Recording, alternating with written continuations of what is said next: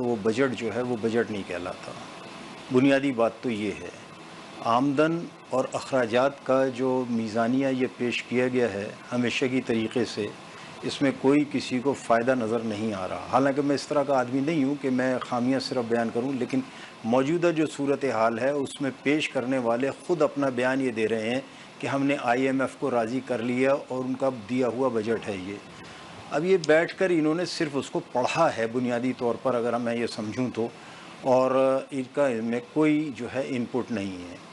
اگر یہ ایک طرف یہ کہتے ہیں کہ صاحب ہم نے جو ہے ملازمین کی تنخواہیں بڑھا دی ہیں اور منیمم سیلری 37,000 روپے کر دی ہے، تو پہلی بات تو یہ کہ ان پر جو ہے وہ انکم ٹیکس جو ہے وہ بڑھا دیا گیا ہے.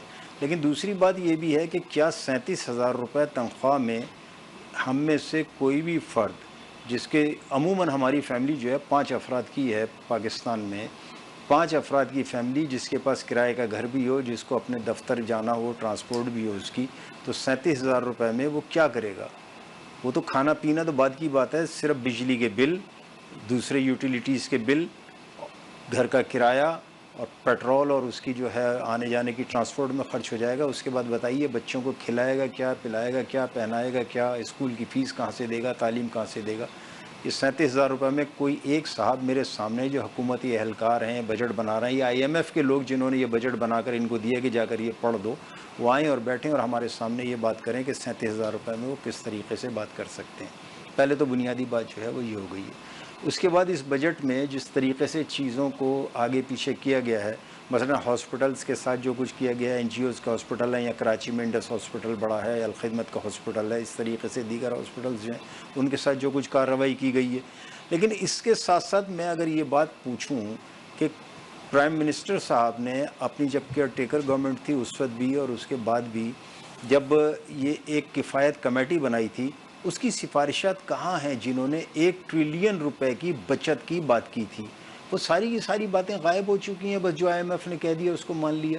پھر اس کے علاوہ اگر ہم یہ کہیں کہ صاحب آپ نے اپنے لیے جو ہے کہاں پر کیا کٹوتی کی ہے، تو پتہ چلتا ہے کوئی کٹوتی نہیں ہے ان کی. تو جو شاہانہ اخراجات تھے وہ اپنی جگہ موجود ہیں، اس میں کہیں کوئی کسی قسم کی کوئی کمی نظر نہیں آتی. تو اگر یہ ساری چیزیں اپنی جگہ موجود ہیں تو پھر یہ بجٹ جو ہے یہ کم سے کم عوام کی سہولت کا تو بجٹ نہیں ہے. پھر چینی پر جو ہے وہ ٹیکس لگا دیا گیا ہے، فیڈرل ایکسائز ڈیوٹی ہے. مطلب میں عام عوام کے لیے اگر بات کروں کہ الگ الگ بجائے کرنے کے کہ صاحب چینی پر آپ نے جو پیسے بڑھا دیے ہیں، چینی بھی مہنگی کر دی ہے آپ نے. تو کون سی چیز جو ہے، دوائیں جو ہیں وہ مہنگی کر دی ہیں، تو چیز چھوڑی کون سی ہے؟ سیمنٹ مہنگی کر دی ہے.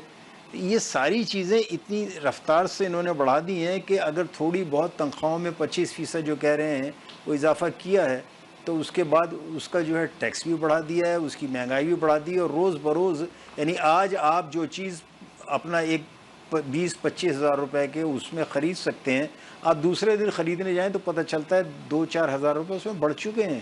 تو یہ اس کیفیت سے مہنگائی جو ہے وہ بڑھ رہی ہے. اور پھر خود حکومتی ادارے اگر آپ دیکھیں اور ان کے جو ہے لوگ، اسی طریقے سے جو ہے ان کے اسمبلی ممبران، ہر شخص یہ کہہ رہا ہے، بلکہ خود بجٹ بنانے والوں نے جو جن سے پیش کروایا، پیش کرنے والوں نے یہ بات کہہ دی ہے کہ صاحب اس کو کوئی بڑا ریلیف نہ سمجھا جائے اور اس بجٹ کے ذریعے کوئی بڑا ریلیف ملنا ممکن نہیں ہے.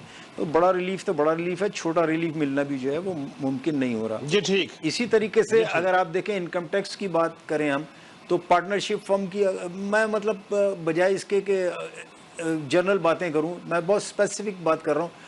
مثلا پارٹنرشپ فرم کی اگر جو ہے وہ بات ہوتی تھی، پارٹنرشپ فرم پر پہلے پارٹنرشپ کا ٹیکس ہو جاتا تھا. اب انہوں نے اس کو جو ہے 30 کروڑ سے اوپر کی اگر ہے تو وہ انڈیویجول پر بھی جو ہے وہ ٹیکس عائد کر دیا. اس کے ساتھ ساتھ اس کو جو ہے آڈٹ کرائیں گے تو وہ جو ہے وہ ہوگا. اسی طریقے سے پہلے جو ہے وہ ایکسپورٹ، جو ہماری ایک بنیادی ضرورت ہے، ریڑھ کی ہڈی